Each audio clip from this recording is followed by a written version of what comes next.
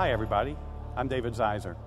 And in this series of videos, what I really want to do is really talk about a little bit about the classical lighting and classical posing techniques. These are kinds of things that we kind of see slipping through the cracks in wedding photography these days. But you know what, if you're going to be a portrait wedding photographer, I think it's good stuff to know. It's good stuff to use in your studio or whatever. Maybe you're shooting a high school senior, maybe you're shooting a family portrait, but we need to know the rules before we can break them.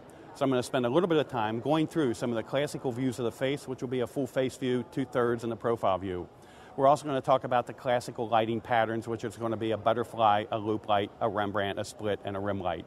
So we're going to take just a little bit of time to do that, and as we move through this whole series of videos, we're going to get into some window light situations, we're going to get into some more off-camera flash, I'll talk to you a little bit more about equipment, and try to put a lot of things together compositionally here. We're at the Marriott Riverside, downtown Tampa, beautiful hotel to work in today, so I'm kind of excited about being here. So why don't we go ahead and get started.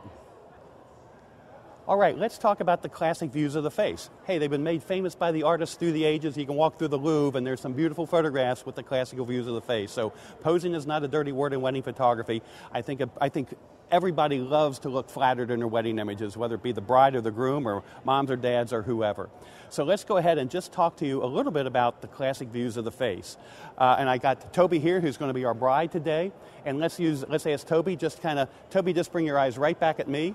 And I'm going to take a couple photographs along the way so we can pop them up on the screen and then reference what a full face view looks like. I've got Aaron over here lighting, but the lighting is going to be a secondary thing here for this first part of the program. So let's go ahead. I'm going to grab my camera here. Toby, just bring your head around just a little bit more. Chin down just a bit. Nose just a little bit more right there. Let me go ahead. That's perfect. Great, great, great. Check our lighting real quick. And as we look at what a full face view is, let me describe it to you as we look at the image. Number one, it's when the axis of the subject's face, normally defined by the direction that the nose is pointing in, is in line with the camera axis. What happens here then is that the pupils of the eyes are centered within the eye sockets. And if you look closely, I'm going to take another one so you can look very closely here. You can see that the pupils of the eyes are centered within the eye sockets, and we have an equal amount of white on the left hand and the right hand side of the eye.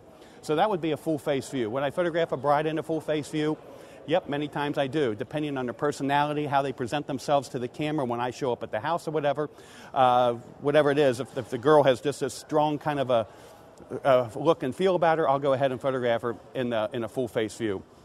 Generally not, but again, sometimes I do.